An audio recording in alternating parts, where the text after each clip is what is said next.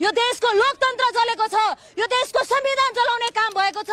यो संविधान जोगाउनको निम्ति यो लोकतन्त्र व्यवस्था हेर हेर हेर हेर यो दङ्गाली युवाहरूको चाहिँ सोच र विचार, पार्टीका झोलेहरूको विचार कस्ता हुन् यिनीहरूको अहिलेको सोच विचार भनेको त राम्रो राखेन यार। देशमा विकास किन भएन, हामीले रोजगारी किन पाएनौँ, त्यसको बारेमा आवाज उठाउँ।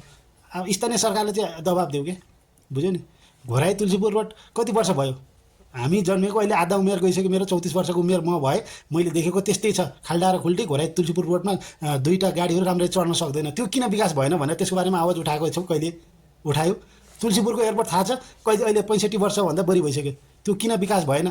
हामी दङ्गालीहरूले काठमाडौँबाट के अरे तुलसीपुर आउनलाई प्लेनको भाडा तिर्न नसक्ने हैसियतका छौँ। 8-10 हजारकै पैसा तिरेर प्लेनमा चढेर हिँड्न सक्दैनौँ हामी।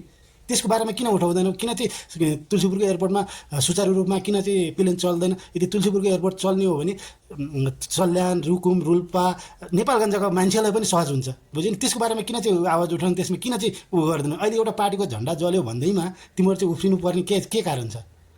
यस्ता सोच र विचार भएका त छन् अहिलेका युवाहरू। अनि भुत्राको बन्छ देशमा यार विकास र देशमा रोजगारी बन्छ। हाम्रो नेपालसँगैको चाहिँ विकसित हुनलाई, अगाडि बढ्नलाई खोजेको देशहरू देखाएको छौ, कोरिया, जापान, यता मलेसिया, सिङ्गापुर। अहिले कहाँ छ हाम्रो देश नेपाल, कहाँ छ? त्यो दिमाग राख क्या यार, अलिकति सोच उच्च राख्यो क्या। के कारणले हाम्रो देश पछाडि पढेको छ भन्ने कुरो तिमीले बुझ क्या यार अहिलेका युवाहरू।